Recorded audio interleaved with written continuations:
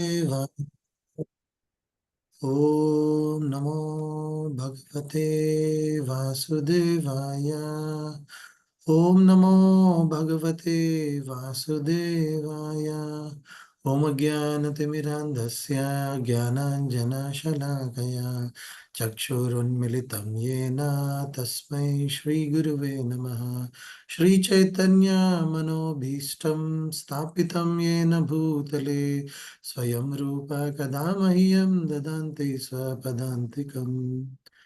Om Vishnupadaya Krishna Presthaya Bhutale Srimate Bhaktivedanta Swaminiti Namine Namaste Saraswate Deve Gauravani Bracharine Nirvisesha Shunyavadi Pashyata Deshatarine Jai Shri Krishna Chaitanya Prabhu Nityananda Shri Advaita Gadadhara Srivasadi Gaura Bhakta Vrinda Hare Krishna Krishna Krishna Hare Hare Hare Rama Rama Rama Hare Hare.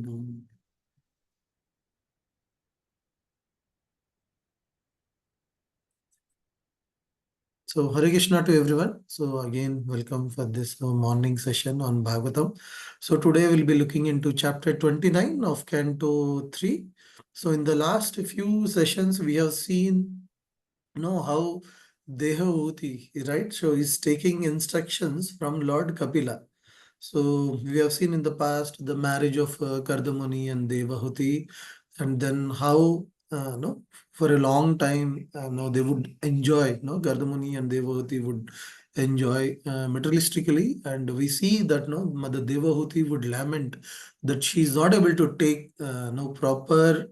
She's not able to utilize properly the association of her husband, who is a great devotee.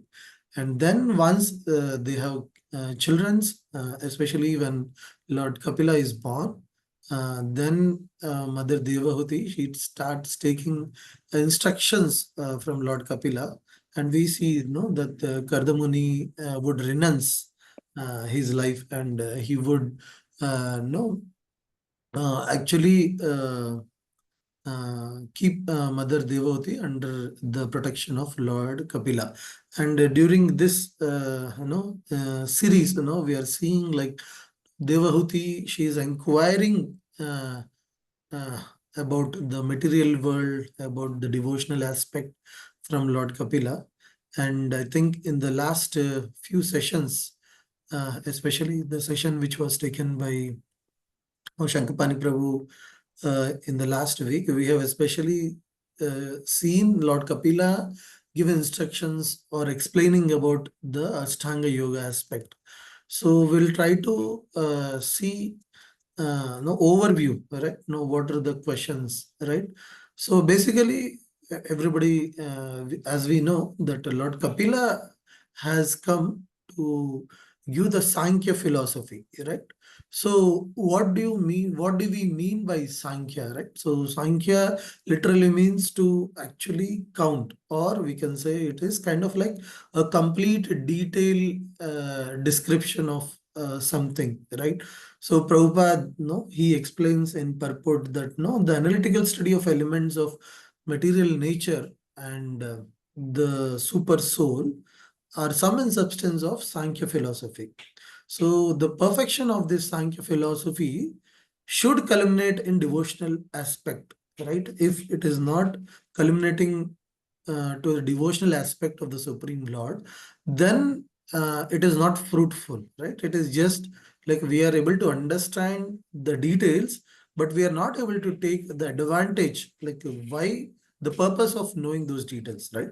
So here we see that no, Mother Devahuti, she puts forward especially 7 questions. So if we look from chapter 25, which we have already seen, until this chapter, right? So before this chapter, she has already put forth 4 questions. We'll see in brief. So first, she request Lord Kapila to dispel the illusion, right? Because she says, no, once the living entity, no, it comes into the material modes or into the material nature, then it is being bombarded and it is always under illusion. It is very, very difficult to dispel, no, this illusion. And this is very, in line with the situation, right? We see that, no, Devahuti mother, no, she asked Kardamani. Kardamani is very, very much satisfied by the service of Mother Devahuti. And when he asked her, what I can give you, then she actually requests for, something which is material, because she has the desire to enjoy. So we can see personality like Mother Devahuti, who has no, who has given up her kingdom, her luxury, her comforts, staying with her husband in forest and serving him for years together. But still, because she had that desire or icha to materially enjoy or to have some sense gratification. So now at this point of uh, time, no, she's asking that, no, please tell me how one can actually dispel this material illusion, right? And then she asked about how one can easily attain bhakti. So to answer the first question, Lord Kapila in 25th chapter itself, he mentions about Adhyatmikta Yoga, no, that one has to follow the spiritual process, and he gives there are many different kinds of spiritual processes. One being Sankhya Yoga, and then Ashtanga Yoga and Bhakti Yoga. And then Lord Kapila mentions like how Bhakti Yoga is the supreme of all these three. So Sankhya Yoga is more or less like Jnana Yoga, no? That we are trying to understand, okay, what is this material nature? Like if everybody remembers, no, when we are very newly introduced to Krishna consciousness, no, we are being told like there are three modes of material nature. No, until then, none of us knew that, okay, what are these three modes of material nature? What are the four kinds of sufferings? And no, what are the topics, which Bhagavad Gita deal with, especially this Ishvara, Jiva, and so on and so forth, right? So these basic things of understanding um, materially or the material world itself becomes the starting point for a person to dispel his or her illusion, right? So because they should be knowing, like in whatever environment they are, like why they are, what are the characteristics, and what they should be doing from here, right? So that's why Lord Kapila advises that, no, for one to dispel one's illusion, they should start following the spiritual path, right? And then when he culminates that question saying that, no, bhakti is a superior. Of course, there is Sankhya Yoga, which we discussed at, it is a Jnana Yoga, no? It can be compared to Jnana, because in Sankhya, no, we are trying to analyze each and everything, like how it is working, how how we are getting day and light, how the seasons are changing, how we are able to digest food, or no, all whatever we try to observe in the material nature, so we can actually analyze, in a very Sankhya way, right? So, and that helps actually, right? It really helps, right?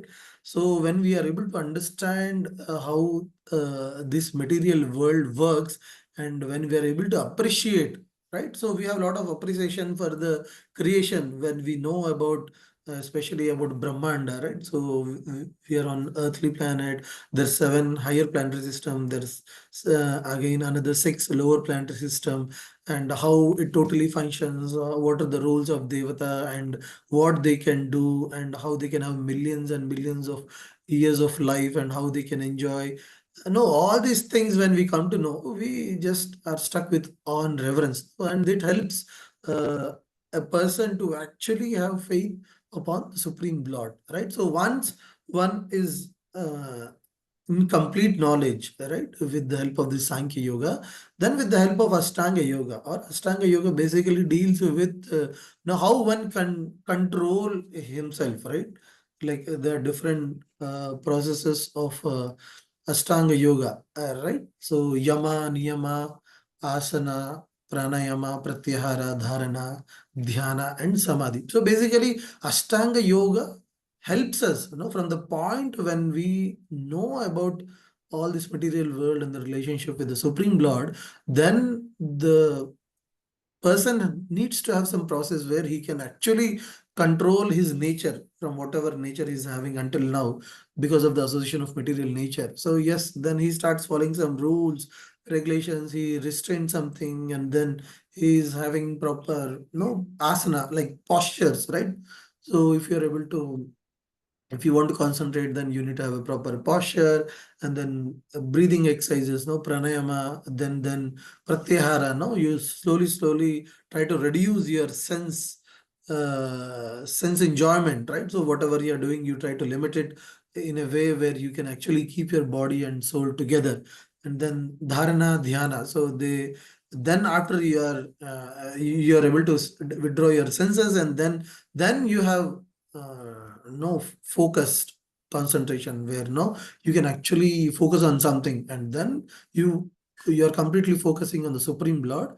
And then probably one day when you perfect the Ashtanga yoga, then you go into samadhi, right? No, where you are completely enlightened, or you're completely blissful, no, with the oneness of the Supreme Lord, right? And then no, these are the things about Sankhya Yoga and Ashtanga Yoga. And I think these have been discussed, like especially about the Ashtanga Yoga. This was the topic in the previous chapter of 28. And she asked about bhakti, how to easily attain bhakti. And then Lord Kapila, he explains that no, bhakti is beyond modes. And one is not one if it is not qualified to do actually bhakti, especially bhava bhakti, right? So actually we have different stages of bhakti also, but actually bhakti means like where one is able to do bhakti with unalloyed no motivation and interruption. So that we'll see those things again in this chapter also. And then Lord Kapila also mentions, like if one is not able to do Bhava Bhakti, then one has to follow Vaidhi Sadhana Bhakti, which we all are currently doing, right? Because we, all of us, don't have, I cannot say about all, but at least about myself, that no, I don't have that Bhava Bhakti. Every moment I cannot think of the Supreme Lord and think, no, what I can do for him to satisfy him, or to make him happy, right? Because most of the time we are thinking about our own aspects, right? Our own desires and our own situations, right? So for such a person, if he believes in the Supreme Lord and he want to develop that bhava, right? So then one has to follow this sadhana bhakti, which has been clearly given by our no acharyas, like especially Srila Prabhupada. No, he has given that no, we have to get up in the morning, perform Harinam, like Harinam, right? We have to do our japa, no, the Hare Krishna Mahamantra, Hare Krishna, Krishna Krishna, Hare Hare, Hare Ram, Ram Ram, Hare Hare. Then we have to read scriptures, we need to have association with the devotees, we need to have deity worship, and then we need to have no taken prasadam, right? No basic things like the basic ABCD formula given by Srila Prabhupada, right? So once we follow this no sadhana bhakti, then one can actually come to the stage of bhava bhakti. So anyway, these are the topics which have been discussed until now. And in this chapter, so this chapter starts with the three questions posed by Devahuti mother, right? So she asks, no, what are the detailed path of bhakti? You please tell me, like how I can achieve this bhava bhakti. And then she asked about now what is the nature of the time, and then what is the impact of this samsara, no, this continual process or a cycle of birth and death for a jivatma, right? So these are the three questions which Mother Devahuti she starts with in this chapter. And we'll see that Lord Kapila, he takes most of the time in this chapter to explain about bhakti. which is very, very important for us to understand. And then at the last, probably in 4 or 5 verses of this chapter, Lord Kapila explains about the nature of the time. And then in the further chapters, like the 30th and probably another 2, 3 chapters, Lord Kapila explains about this samsara, like this cycle of birth and death. Okay. So,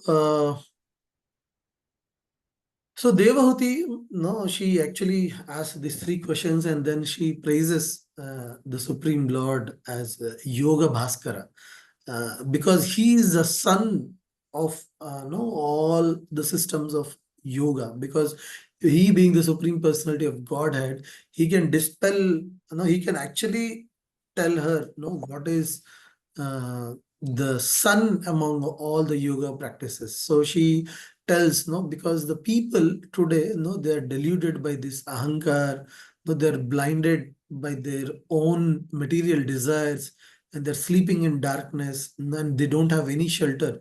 So can you please tell me about this bhakti, which could help others to dispel their darkness, or they can relieve, it can relieve the fatigue due to the material attachment what the jivatmas are having. So here we can actually see that it is not that Mother Devahuti doesn't know about bhakti.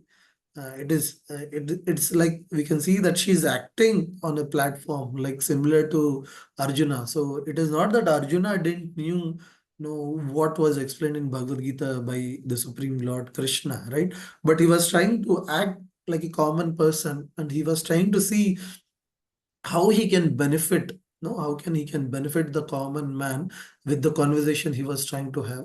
So here also we can see that Mother Devahuti, she's asking all these questions for the people in this material nature, who are in this completely deluded by the material nature, and they are always in darkness because of their material attachment. So after that, we see that Lord Kapila, he explains bhakti, and he tells that no, bhakti can be understood, it can be performed in 3 modes of material nature. So bhakti in tamasic, bhakti in rajasic, and bhakti in sattvic.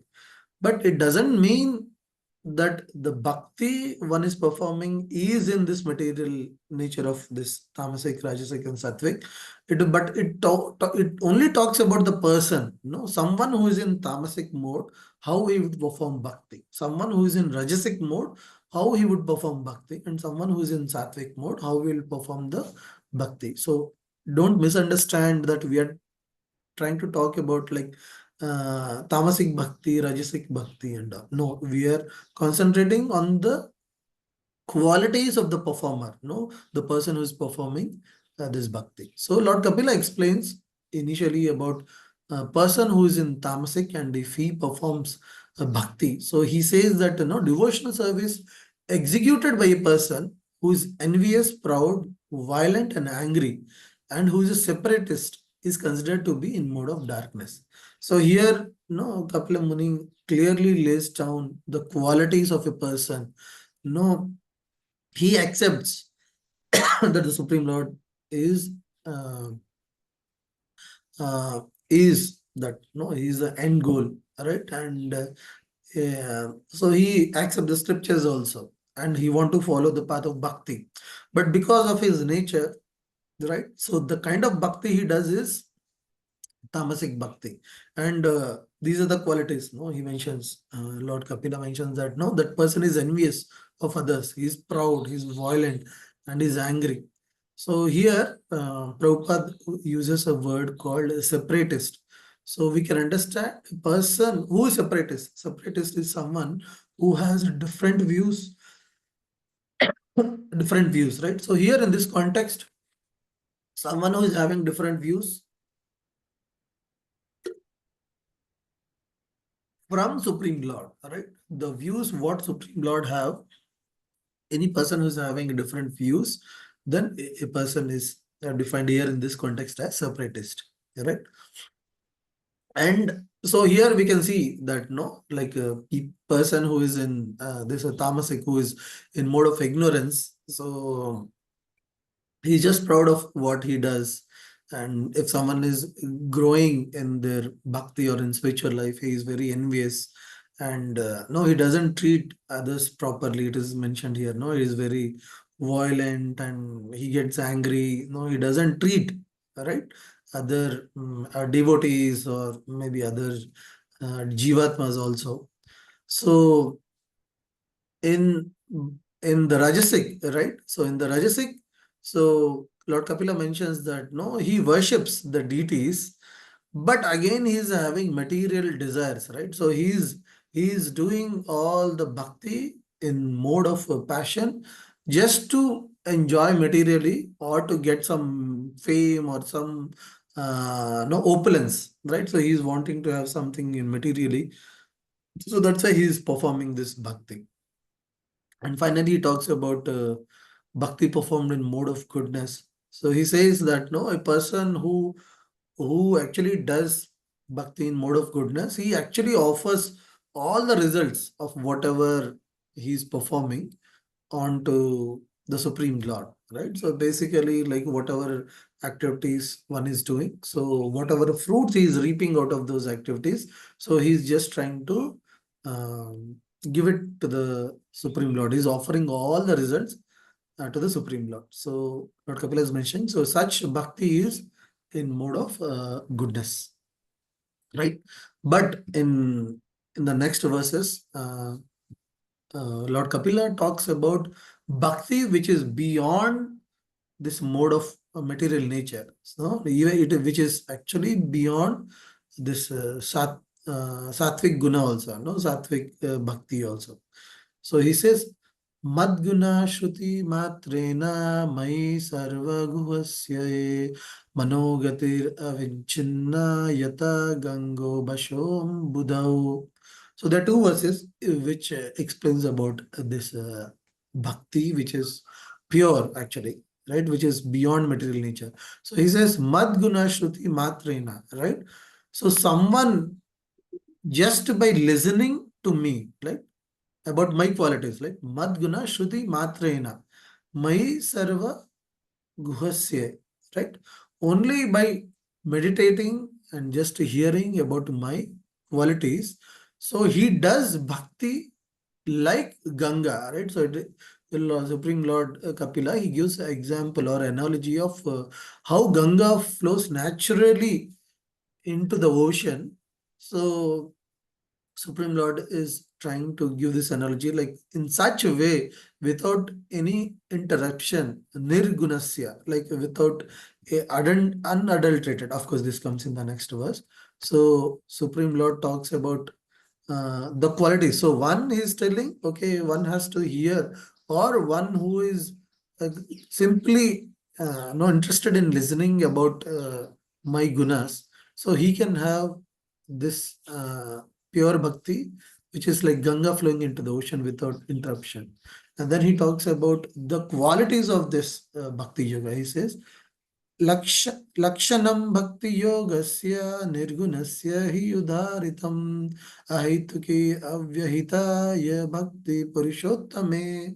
So now he is talking about the qualities of no this bhakti which is very supreme. So he is telling nirgunasya ahituki, right? So this is very similar to what we have seen in the first canto, especially when the six sages they ask questions to Suta Goswami, and one of the question is like, what is the goal of the life? Then to that question, when Suta Goswami replies, he says, Savai Pumsam Paro Dharmo Yator Bhaktiras Dokshaje Ahituki Prahiyata Yatma Suprasidati. So here also, no, Suta Goswami mentions about this Paro Dharma, which is actually bhakti onto the adokshaja, onto the Supreme Lord, and how it should be ahaituki aprahiyata. It should be uninterrupted and without any motivation, right? And similar to this, we can also see in Chaitanya Charitamrita also, where it is explained that anya bilashita sunyam jnana karmadi anavritam anukulena Krishna Seelanam Bhaktir Uttamam, right? So anything which is not mixed with jnana or karma, and where the only motive is to uh, fulfill the desire of Krishna or to be in line with Krishna's desire, so that bhakti is uttama, right? And Lord Kapila, he mentions that no, this pure devotee, he is not worried about the liberation, right? So they are actually five kinds of liberations, which is Shalokya, Sharishta, Samipya, Sarupya, and Ekata, right? So one can actually have liberation where he can actually achieve the abode of the Lord, and he can actually have the opulence similar to the Lord.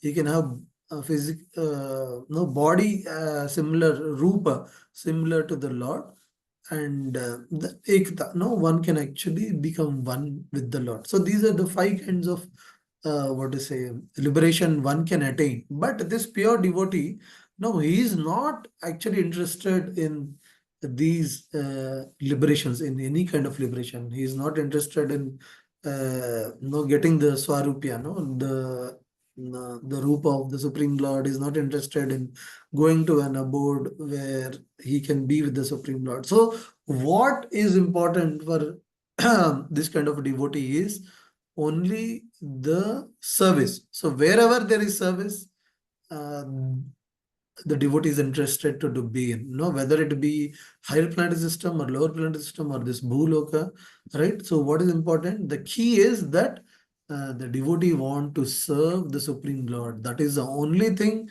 which keeps him motivating. No, it is not like he want to get some opulence, or he want to show off, or he want to be proud of what he is capable of, right? Nor he is having any desire to materially enjoy. So only motive he has is to serve the Supreme Lord. So in the next few verses, actually Prabhupada, sorry, Lord Kapil actually delineates what are the essential practices, for one to achieve this kind of a bhakti.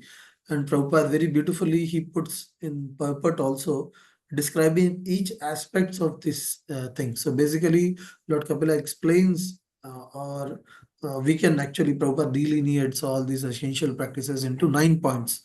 So first one is actually deity worship, then Vaishnava association, then practice and determination, then compassion for others, respecting the acharyas, and then friendship among devotees, and then chanting the Hare Krishna mantra, avoiding bad association, and finally exhibiting humility. So all these qualities which actually Lord Kapila talks about, so Prabhupada has given very nicely in the purports. So I'll just try to read about these 9 qualities or these 9 processes, so that we can get a good in-depth understanding about these things. So about deity worship, he says, an advanced devotee accepts the deity in the temple as the supreme personality of Godhead. He does not see any difference between the original form of the Lord or the archer form of the Lord in the temple. This is a vision of a devotee whose devotional service is in the highest stage of bhava, whereas a neophyte devotee worships in temple as a matter of routine duty. So we all can very much correlate to this point, right? So Prabhupada is trying to say here that no person, who is in the stage of bhava, he doesn't discriminate the deity in the temple with the form of the Lord, right? But a neophyte devotee may not be able to see the Supreme Lord in the deity, right? So he just worships the deity just as a matter of no routine duty, right? Ritualistically, because he may not realize the point, but he knows that no, there's a Supreme Personality of Godhead in form of deity, right? So that's why this practice of deity worship is very, very much important. Second point talks, Prabhupada talks about Vaishnava association. So we should befriend and offer special respects to persons who are developed in Krishna consciousness. Other living entities are undoubtedly part and parcel of the Supreme Lord, but because their consciousness is still covered and not developed in Krishna consciousness, we should renounce their association.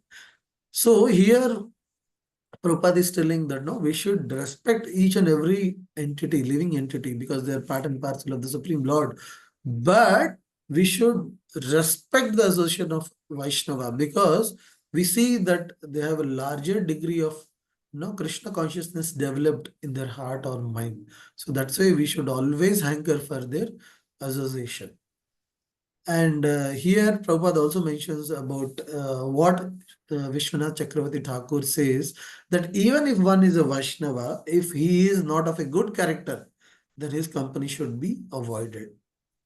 Although he may be offered respect of a Vaishnava. So anyone who accepts Vishnu, Supreme Personality of Godhead, is generally accepted as Vishnu. But a Vaishnava who has not developed completely all good qualities, then one has to actually refrain his association. So he should not try to associate more with such kind of Vaishnava, because probably he may get affected by his probably not so good qualities. So Vaishnava is expected to develop all the qualities of demigods. Like it is said that no Vaishnava has all the Devata qualities. But if someone who is at a very neophyte stage, then we should respect that person because he has accepted Supreme Personality of Godhead as Supreme. So in that aspect, we should give respect, but we should not associate. So we should try to associate with devotees who are very advanced, especially who are very senior to us, right? Of course, we have to befriend our peers, who are at the same level, but we should also have lot of association of senior Vaishnavas, by whose association we can learn more on how to grow our current stage of Krishna consciousness. So third point, Prabhupada talks about patience and determination. So he said, one must perform devotional service with great patience. One should not give up the execution of devotional service because one or two attempts have not been successful, right? So Prabhupada, no, I think this is a very common experience which everybody have, right? So when we put a lot of attempts to perform devotional service, no, it is not that we would be successful in first or few attempts, right? It may take many attempts, and sometimes it may be frustrating also that no, because now we are fixed in a situation where we know about material nature, we know about devotional service, but we are not able to give up the attraction towards material nature, and we are not having completely attraction towards the Supreme Lord. So no, in those kind of situation, especially when people are just introduced to Krishna consciousness, especially we would be in that situation. So Prabhupada is telling that no, one should have lot of patience. No, one should not simply give up saying that no, this is ending up in frustration. No, I am nowhere. No, I am not completely devotionally doing some performing some devotional activities, and nor I am trying to enjoy materially. So no, one should not get frustrated, and no, one should have a lot of determination. So one must continue, Prabhupada says. Srila Rupa Goswami also confirms that one should be very enthusiastic and execute devotional service with patience and confidence, right? So I remember from our last class in Srimad Bhagavatam session in temple, Arikshetra Prabhu was mentioning that no, one should have a lot of faith in this process of bhakti. Whatever sadhana bhakti we are doing, we should have a lot of confidence. We should not think, no, there are other things in the world that might save us. No, it is our sadhana bhakti. No, it is our bhakti. It is a process of bhakti. We should have faith on which we should think that no, it can save me from anything and everything in this material world, or no, in this existence, right? So one should have a lot of confidence. So only when have a lot of confidence and faith in this process, then probably whether one is successful or unsuccessful, he would continue to perform devotion service enthusiastically, right? So Prabhupada mentions here, patient is necessary for developing confidence that Krishna will certainly accept me because I'm engaging in devotional service. One has only to execute service according to the rules and regulations to ensure success. So Prabhupada is mentioning that no, in executing devotion service also, we have to adhere to the rules and regulations.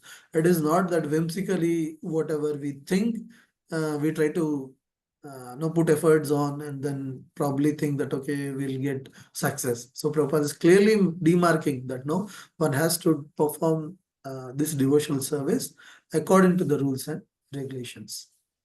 And the fourth aspect, compassion for others. Right. So we are trying to discuss all the qualities of a devotee, who is actually above the modes of material nature, who is actually trying to, or who is following the uninterrupted, unalloyed devotional aspect. Right. So we have seen three aspects. So we are seeing the fourth one, which is compassion. So Prabhupada says, a man may be very rich materially, but if he is not Krishna consciousness, then he is considered poor. On the other hand, many acharyas such as Rupa Goswami, Sanatan Goswami used to live beneath trees every night. Superficially, it appeared that they were poverty stricken. But from their writings, we can understand that in spiritual life, they were the richest personality. A devotee shows compassion to those poor souls who are wanting in spiritual knowledge by enlightening them in order to elevate them to Krishna consciousness. So this person, who's having this unalloyed, pure bhakti, right? So he is always compassionate to others, right? And then Prabhupada clearly gives like who is poor. So it is not like materially someone who is poor, we should consider them poor. No, someone who is having poor knowledge of bhakti, who are not able to grow in their bhakti, but materialistically they may be very, very rich. So we should consider them as poor. And then Prabhupada mentions that no one devotee shows compassion, and then he wants them to enlighten and then pull them onto the platform of bhakti, right? And the fifth point is respecting acharyas, right? So Prabhupada mentions that no one should worship an acharya or a spiritual master who knows things as they are, right? So in Bhagavad Gita also we see that no Krishna mentions to Arjuna that no one has to serve a person who knows the absolute truth, and how he has to serve. So he should actually how he should inquire. So basically he should serve and then inquire, right? So the similar point no Lord Kapila Muni is putting forth here, that no one has to worship an acharya or one has to worship a spiritual master. The spiritual master but must be in the disciplic succession from Krishna. The predecessors of the spiritual master are his spiritual master, his grand spiritual master, his great grand spiritual master, and so forth, who form the disciplic succession of acharyas. So it is recommended herein that all the acharyas be given the highest respect. So it is not only our immediate guru, but we should also give respects to the spiritual master of our guru, or the spiritual master of guru's guru. So like that, no, Prabhupada mentions that no, that we should actually at least put the last five acharyas of our parampara, and we should worship them every day, right? So in this context, in line, we can see that no, all the temples, all the devotees in their house, no, they have not only the photo or the picture of their spiritual master or Srila Prabhupada, we also have the photo, right? No, of Guru of Srila Prabhupada, Bhakti Siddhanta Sai Thakur, and then Bhakti Vinod Thakur, like that. No, so here, no, Lord Kapila, no, he mentions that no one should respect the acharyas who are coming in our disciplic succession. And the sixth point is one should have friendship among devotees, right? So this is a very, very important, where in Bhagavad Gita also we see that no, Krishna says that his devotees no bodhayanta parasparam. No, he mentions that no they are ramanti. I think Krishna mentions that no, they are taking pleasure by talking about or by discussing the topics of bhakti or about the Supreme Lord among themselves. By that, they are actually relishing even in this material world, right? So that's why it is very, very important that no, we actually have friendship or take association with devotees, and this friendship we should what is it? Take advantage of discussing among ourselves so that we can elevate on the path of bhakti. So this friendship would not be like a material friendship where if we see generally people want to take advantage of friendship whenever they are in need, or they have some ulterior motives. Like if I have friendship with him, probably I can get something, or he would be helpful for me to achieve something. So those things we can find materially, but the friendship between devotees should be on platform of spiritual understanding, right? So when the understanding of bhakti is there among devotees, then they form a group and then they try to do a discussion on spiritual topics. And Prabhupada mentions that no, these are called istagoshtis, right? Now, someone, no, we see also when devotees come together, they say, these are the challenges we are facing, and then they try to find a solution. Or someone says, no, I know this devotee, who does these things. I think probably we can follow same so that we can come out of this problem, something like that, right? So probably again, probably taking from no clues from last Sunday's Srimad Bhagavatam. So I think it was a very, very heavy session, which His Grace Arikshet Prabhu mentions that how one should do devotional service 24/7. So one cannot simply follow bhakti for a few hours in a day, like chanting, reading, hearing, probably doing some deity worship or some physical service.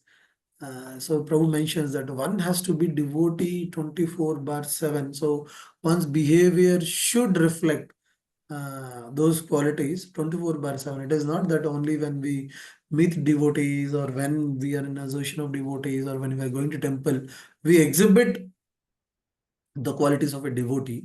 But even when we are in public with our relatives, with our parents, or at home or at a office, we should exhibit the qualities of devotees. So I think this could be a very good point for Ishtagoshti, right? Where devotees come together and discuss these points, like, how can we achieve this, right? And what are the things which Supreme Lord talks about, or what are the things which Acharyas talks about these aspects in the scriptures, right? So actually, friendship among devotees helps us to grow in bhakti, right? So that is another aspect. And the seventh point, which Lord Kapila Muni mentions about, is Nama Sankirtan. Like, one is very much interested, and one is always chanting the holy names of the Lord, especially this Hare Krishna, Hare Krishna, Krishna Krishna, Hare Hare, Hare Ram, Ram Ram, Hare Hare. The Kali Yuga Mahamantra, which has been given in the scriptures and which Lord Chaitanya Mahaprabhu has actually propagated, that no one has to uh, perform this Sankirtan Yajna, and that is what is prescribed for the Kali Yuga people, right? And the another point which Lord Kapila mentions is avoiding bad association, right? Even Lord Chaitanya advises very strictly that no, asat sangat tyag, no, one should actually give up the association of asat. No, one cannot think that no, I want to progress in my spiritual life and I'll continue to have association with the people who are materially attached, right? But it is not possible, because association is very, very what to say, it is very, it is like a disease, no? So whatever kind of association we have, no, one day or the other, today we may not get affected. We may think, okay, probably this person is having these qualities, but probably why should I think about it? I'm not affected. I don't have these qualities. But if we have a very long term no association with such kind of people, then slowly, slowly, we get their mentality, right? So that's why Lord Chaitanya Mahaprabhu, he strictly advises that no one should actually give up the materialistic people association. So it doesn't mean that Chaitanya Mahaprabhu is saying that no, you should not talk to them, you should not encourage them to take up to bhakti. It is only that we should not have kind of association what we have with the devotees, right? So with the devotees, we actually go share our mind, share our thoughts, try to listen to their thoughts, try to analyze their life and see, how we can actually learn from them. So similar activity, if you try to do with a materialistic person, you try to talk about your mind to them, then from material perspective they'll try to advise you, they'll try to convince you what you can do. And probably sometimes we try to look into their life, we try to analyze their life, we may get motivated, no, probably I should also work hard like him, he's having great house, great facilities, so I think probably I should also have that in my life. And then we slowly get motivated by those qualities, right? So that is the only reason, that's why Lord Chaitanya Mahaprabhu strictly advises that someone who wants to progress in their bhakti, in the spiritual life, they have to actually uh, avoid this bad association. And no, Lord Kapila Muni also is mentioning the same thing. And finally, he talks about humility, that how uh, a devotee should not be proud of all the acquisitions one may have, right? Materially or qualitatively, like, a devotee would have a lot of good qualities, right? No, he gets up early in the morning, he knows philosophically so much from shastras, he can exhibit the qualities of a devotee, we can vividly see. But one should not be proud of all these acquisitions. So Prabhupada mentions the symptoms of a devotee are meekness and humility, right? So Prabhupada mentions this many times, that no, humility is the ornament of a devotee, right? So what is the shining jewel for a devotee is humility. Although spiritually very advanced, he should always remain meek and humble. As Kaviraj Goswami and other Vaishnavas have taught us by personal example, right? Chaitanya Mahaprabhu taught that one should be humbler than the grass on the street, and more tolerant than the tree. One should not be proud or falsely puffed up. In this way, one will surely advance in spiritual life, right? So this is the final quality which Lord Kapila Muni talks about, and Prabhupada also mentions that this is one of the important quality. Like, if one is not able to exhibit humility, then it is very difficult for one to progress in spiritual life. And Prabhupada mentions, like, we see all these examples from all the great acharyas, see from Srila Prabhupada also. So whenever Prabhupada is given credit, for all what was happening in the preaching growth of Krishna consciousness, Prabhupada would always give credit to his disciples. He would say that, no, because of mercy of my Guru Maharaj, you all have come to help me, and because of you only we are able to do so much. But he would not take credit that, yes, it is because of me, it is because of my guidance, it is because of my knowledge, because of my purity, right? But that is a fact. Actually, whatever progress ISKCON has seen in all the years, or initially also, uh, which would seem unreal, right? So in all our history, if you see all the great acharyas who have come from this land, right? Shankaracharya, Madhvacharya, Ramanacharya. So there are so many acharyas, right? But none have achieved what Srila Prabhupada could achieve in this modern day, right? The people are materially, right, no, very much attached to the sense gratification, and they are on peak, in, let's say, what to say, destroying the four pillars of dharma. They are very advanced in meat eating, intoxication, illicit sex, and gambling. So they're far more advanced in these qualities. And Prabhupada had gone to a country where people are advanced in all these things, and he chose uh, those so that he could show the world that, no, if they can follow devotional service or devotional aspect or devotional path, why can't the other people in the world?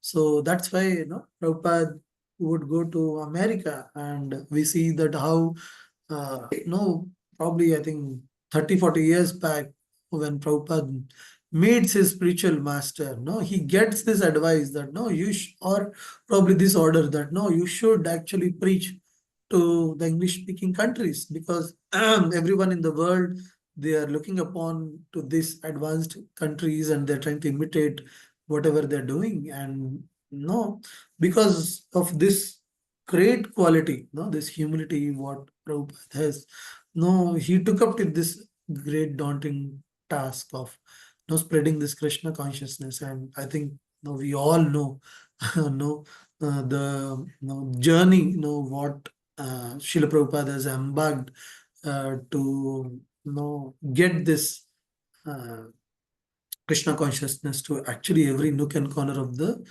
world, right? So only when, but Srila Prabhupada was never proud of all his achievements, right? We could see moment and moment after that Prabhupada would actually be in the background. So whenever the world sees, okay, these Hare Krishna people are growing, and they would not understand like how it is that they're able to grow so fast. And then when the reporters try to dig in, they try to research in, then they would come to know, yes, this is because of Srila Prabhupada. No, he is the man who is behind this great movement. Because of him only, everything is working, right? And they would understand that no, he's always there in the background. He's never in the forefront, right? He's always there in the background. And then they would understand it is because of him, or it is the devotional aspect of what their disciples had towards Srila Prabhupada. That's what is the key for the growth of this movement, right? So humility is the great aspect for one to actually grow. So I think we have seen all the 9 aspects which Lord Kapil Muni actually delineates here, like what are the practices one should have. And then after this, Lord Kapil Muni is also very, very heavy for anyone who performs any offenses, right? And most of the time we think offense would be only to devotees. But here Lord Kapil Muni mentions that if someone does any offense towards any living entity, then no, Lord Kapil Muni is very, very heavy. No, he actually mentions, he goes to an extent to mention that no, he is like sun who would actually burn up all his no devotional qualities in that person, right? So Lord Kapil Muni is very, very heavy in this aspect. So there are a few aspects. So there are 3 aspects. So I think we'll try to see one by one. So on the first aspect, he mentions about the disregard, no? So he says that I am present in every living entity as a super soul. If someone neglects or disregards that super soul, everywhere and engages himself in the worship of the deity, then that is simply imitation, right? So he's telling that someone may worship me in the deity form in the temple, but if he's not having regards to every living entity, if he's not able to see me in each and living entity as Paramatma, then he's only imitating. So he's also mentioning that if someone does this, then he's saying that he must be in ignorance, and he's compared to one who offers oblations in ashes, right? So generally when we do Homa, so we have this fire, and then in the fire, all the offerings are given. But if someone no is just no, they're ashes, no, after the fire, they're ashes, there is smoke, and someone is trying to offer in those ashes, how it would be? It would not make any sense, right? So, so Lord Kapila Muni is comparing the person who is doing devotional service in temple, but he is not having proper regard to every living entity. Then it is something like he is offering something in the ashes, right? So it doesn't have any effect, or it is simply waste of shrama, waste of time and energy. And then he talks about the second aspect. No, one who offers respect to me but is envious of bodies of others and is therefore a separatist never attains peace of mind because of his inimical behavior towards other living entities. So now in this verse, Lord Kapila is talking about how a person is trying to do devotional service, but at the same time He's envious and he's inimical to other living entities, right? So, mind you, Lord Kapila Muni is not talking inimical behavior towards other devotees. He's telling inimical behavior towards other living entities, right? So, no, we see, no, when many sadhakas are practicing devotees when they're very immature. So they tend to think that, okay, other people who are not doing devotional service, they're demons. They go to such an extent they call them demons. They say, oh, they are materialistic people. No, why should we bother them? Even if we don't bother, no, we should take care of only devotees, right? So this is not good. Right. So this is what no, Lord Kapila Muni is saying. No, one should not be envious or one should not be inimical, right? So this falls under the category of someone who's in tamasic, right? In ignorance. Like we have seen those qualities, right? Someone who is in performing devotional aspect in mode of ignorance. No, he will have this envious, he will be angry, he would not treat everyone properly. When senior devotees come, he is like, oh, he's senior devotee, I should do lot of service to him. But if there is no, if he's around with some other people, no, he will think, oh, why should I serve him? He's not a devotee. No, why should I respect him? He's not a devotee, right?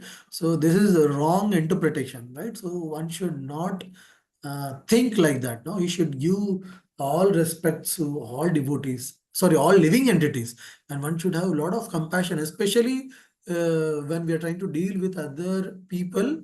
We should deal with a lot of compassion. We should oversee their faults, right? Of course, we all know that we should oversee the faults of a devotee, but we should also oversee uh, the faults of others. We should not think that, okay, they're so sinful, they're into intoxication, they're so materially attached. No, we should, as a devotee, one should have a lot of compassion. So he should ignore all those qualities. He knows that, okay, anyone who is materially attached, like we have also been attached to material nature. Probably in this birth, you may think, oh, I never smoked, I never ate meat, I never had illicit relationship. But we never know in our past janmas what we would have been, what we would have committed. At one point of time, probably we would have committed all these things also. So we should not be puffed up. Now that, no, it is similar to like, I am dirty, I take bath, and I see all others who are in line to take bath, I make fun of them, like you're all dirty. At a moment before, you were also a similar person like them, standing in queue, dirty, and then you got a chance to take bath, you are fresh now. So similarly, we should also understand that all these people are in line to purify themselves, and we should not be puffed up with our current situation that, no, I have become devotee, I have these qualities, and they're so much attached to material things and all, right? And similarly, one should not be envious, nor one should be inimical. So this is the second point which Lord Kapila Muni mentions. So first point is one should not have a disregard. Second point is one should not have enviousness or inimical or hatred. And third thing, he mentions about criticism. So one should not criticize other living entities. No, probably with their current condition and with their environment, they may perform something, but we should not criticize them. See, you are such a person, you do all these things. No, we should be very compassionate. We should not project that in front of them. Though they may be doing that out of ignorance or out of their material attachment or out of their own situation, but we should not project it telling them, oh, or nor we should criticize them. So again, it follows the same in line that we should have compassion instead of criticizing them. We should not be disrespectful, right? So we have seen, no, this, no, we can see this in Srila Prabhupada also. Like, no, we should not criticize. Like, I am just randomly able to recall one incident, no, when Prabhupada was giving Bhagavatam in the morning and devotees are sitting. No, this is very initial days. And all of a sudden they see one woman, no, entering the hall and then sitting in front of Srila Prabhupada to hear him, to whatever lecture Prabhupada was given. But no, the moment this lady would come, so because this happens in US, so because of inappropriate clothing, so probably she was in shorts or skirt or something like that. So everybody were trying to criticize her. No, how she can just come walk in the middle of Bhagavatam session, such. No, she's causing a lot of disturbance, and everybody is disturbed actually with that side. But no, Prabhupada, he would just smile, and after the class, he would just talk to that lady that no, it was very wonderful that you have come. So how did you like the session? What were your takeaways? And then he appreciates that, thank you for coming and no listening to the session, right? So you Prabhupada was not he was not trying to criticize the woman for her situation or for her ignorance, but Prabhupada overlooked all those qualities, and then he looked at that quality that no, she had that wanting or willingness to come and hear about the Supreme Lord. So Prabhupada actually looked only that aspect in that lady, right? So that's why whenever we are with other people also, we should try to see that little spark, whatever they might have for the Supreme Lord. They may have a lot of appreciation for Supreme Lord, or they may have some inclination towards spiritual aspect. So we should appreciate. We should try to fan that. No, we should try to appreciate that and fan and look into only that quality of that person, and then try to see how we can fan that or bring that person to the platform of spiritual or bhakti, right? But we should ignore their all other material qualities or material aspects because of their own no nature they could exhibit. So here we see that no, Lord Kapila Muni, he has long. So these all come under offenses. No, mind you, no, it is not that we are talking about offenses towards Vaishnavas, but Lord Kapila Muni is mentioning that these are the offenses, and if someone does all these offenses where he disregards, he hates others, or he's having criticism to others, then he's finished in his bhakti. No, there is no way, no, he can grow in his bhakti. That's what Lord Kapila Muni mentions. And after this section, Lord Kapila Muni also takes a few verses to explain different grades of living conditions, right? So he explains that no, not everybody needs to be given same amount of respect, right? So we understand there are material people, there is a neophyte devotee, there are devotees like who are in par with us, like who are friends to us, and their senior devotees and their gurus and their acharyas, right? So it is not that one should be giving same respects, but one should actually have a demarcation also. So in this aspect, Lord Kapila Muni explains that how they are inanimate objects like the mountains and other things which are different from living entities. And then he says, apart from this inanimate objects in material world, we also have living entities who are displaying some life symptoms. And then among them, there are animals, no, who have increased not developed consciousness, and then from animals then he distinguishes human beings, and then from human beings he distinguishes Vaishnava. So there is a good no, I think in 5 6 verses, no, Lord Kapila Muni, he gives a very systematic note to this approach, how one should actually no, delineate or do the gradation of different people and then offer respects accordingly. So he talks about this inanimate objects, then living objects, and then in living entities also he talks about who are having sense perception, and then among sense perception he talks like someone who's having touch sensation, then someone who's having taste, then higher than that is someone who's having smell, someone who can hear, then higher than that is someone who is having two set of teeth, and then higher than that is someone who is having many legs, then four legs, then two legs. Then among humans, there are people who don't follow Varnashrama, who are non-Varnashrama. Then better than them are people who are in Varnashrama. And in Varnashrama, the Brahmanas are better. Then among Brahmanas who know Vedas are better. Among Brahmanas who know Vedas, one who can dispel doubts of others, they are better. Then among them, Brahmanas who follow their actual duties, no, they are better. And then among Brahmanas or apart from Brahmanas who follow their duties are the liberated people, and apart from liberated people, the better person is the pure devotee, the Vaishnava, right? So this is how Lord Kapila delineates or give different gradations to the Jivatmas, right?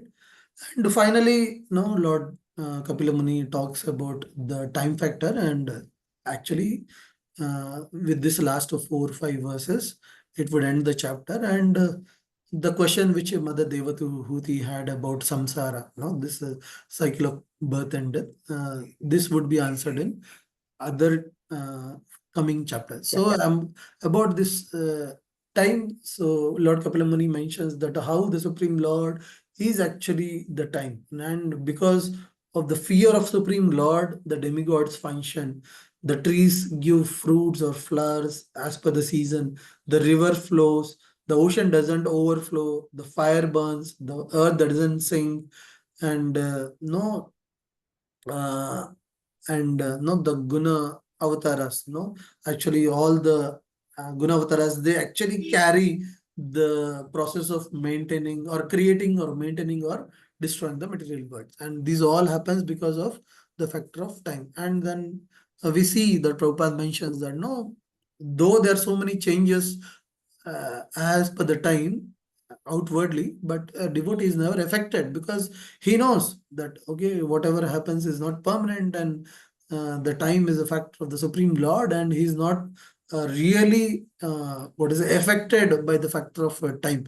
But if you see the other aspects apart from devotee, whoever considers the factor time, they're always fearful of this time, what would happen, and then they function because of this fear. But devotee is not fearful because he understands that no, time is the energy of the Supreme Lord, and then he is very what to say, he is in line with the factor of time, in fact, actually, right? So with this actually concludes the chapter. And then we see in the last verse of the last purport, Prabhupada mentions, so I would just read out this point and then we'll conclude and we can take some questions. No one can live within material world eternally, right? So obviously this is a factor of the time. The phenomenal world is created, maintained and destroyed by the finger signal of the Supreme Personality of Godhead, right? And many times we have seen in scriptures it is mentioned just by the glance, what to speak of the finger signal, only by glance everything actually gets created, maintained or destroyed. So therefore a devotee doesn't desire anything in the material world. A devotee desires only to serve the Supreme Personality of Godhead, right? So what is eternal for the devotee is the service. So Prabhupada mentions this servitude exists eternally, the Lord exists eternally, his servitor exists eternally, and the service exists eternally, right? So devotee is hankering for the service. So Prabhupada mentions that the Supreme Lord exists eternally, the Jivatma who wants to serve the Supreme Lord exists eternally, and the service exists eternally. No, they doesn't get affected by the time factor. No, other things what we have seen, we have discussed, they may get affected by the time, but the devotional aspect of a Jivatma or a devotee towards Supreme Lord would never get affected, and it would be eternal. The devotional service is eternal, and it would never get affected by the time. So with this, I would conclude. So thank you everyone for having a patient here. So anybody is having any questions or any comments, we can take. I think we are over time. Maybe 2-3 minutes we can take some questions or some comments. Hare Krishna Prabhuji, Dandavat Pranam. Is I audible? Hare Krishna Mataji, Dandavat Pranam. Yes, Mataji, you are audible. Audible. Very nice class, Prabhu. Very relatable to our day-to-day life. Very simple, sublime, and we understand so many things in your class, like Satoguna, Bhakti, Rajoguna, like how do we do devotional services. And that last part also very nice कि हम चीटे को भी देखेंगे तो देखेंगे उसके इतने सारे पैर हैं तो हमारे तो सिर्फ 2 ही पैर हैं. So very nice class, Prabhu. Thank you so much, Prabhu. Hare Krishna. Thank you, Mataji. Hare Krishna. Hare Krishna, Prabhuji. Dandavat Pranam, Prabhuji. A Dandavat very Pranam. nice class, Prabhuji, clearing all our doubts, how to deal with other devotees, how to mingle with our society people, and and clearing all my doubts, I think. I had so many doubts that people invite us in social gatherings. What should we do? Should we go or not? We should go, but we have to, like you told that not take their qualities, but we should try to give them something if we can to our small capability. Very nice class, Prabhuji. Very nice. Wonderful as always. Thank you so much, Prabhuji. Hare Krishna. Hare Krishna. Thank you, Mataji. Hare Krishna, Prabhuji, Dandot Pranam. Thank you so much for the wonderful class. Very, very nice, Prabhuji. I think the striking thing you mentioned is like we respect devotees, we should be able to extend the respect and the value to other living entities also. I think this is a point which at least I tend to forget many times, thinking that now we are in the association of devotees, that respect is good enough. But I think that is very strongly got into the mind.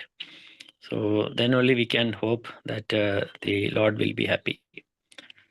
Thank you so much, Prabhuji. Hare Krishna. Hare Krishna, Prabhu. Thank you.